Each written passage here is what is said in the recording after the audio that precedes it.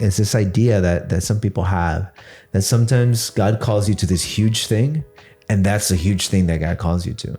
But very rarely does that happen. More than likely what God does is he asks you to take a small step of faith, and you take that small step of faith, and then he asks you to take a bigger step of faith, and then he asks you to take a bigger step of faith.